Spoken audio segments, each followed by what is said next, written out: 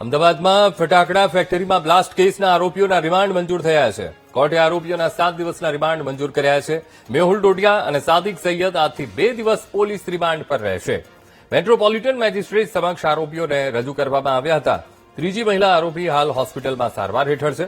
રામોલ વિસ્તારમાં ફટાકડા ફેક્ટરીમાં બ્લાસ્ટ થતા 10 લોકોના મોત થયા હતા. મેટ્રોપોલિટન મેજિસ્ટ્રેટ સમક્ષ આરોપીઓને રજૂ કરવામાં આવ્યા હતા અને હવે આ બ્લાસ્ટ મામલે તપાસ તેજ કરવામાં આવશે.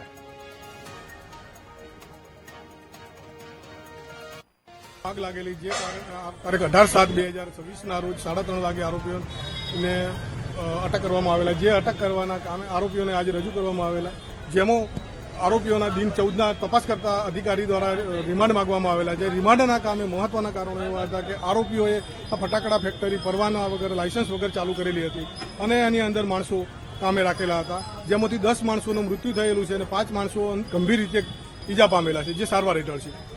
આ કામે આરોપીઓએ આ જે ફટાકડા ફેક્ટરી ચાલુ કરેલી તેમાં પરવાના વગર ચાલુ કરેલી, ત્યારે એમને કોણે કોણે આર્થિક મદદ કરેલી છે, આ ફટાકડા ફેક્ટરીમાં એમની સાથે કોણ કોણ સંડોવાયેલા છે એ હકીકત જાણવા માટે જરૂરી હતી.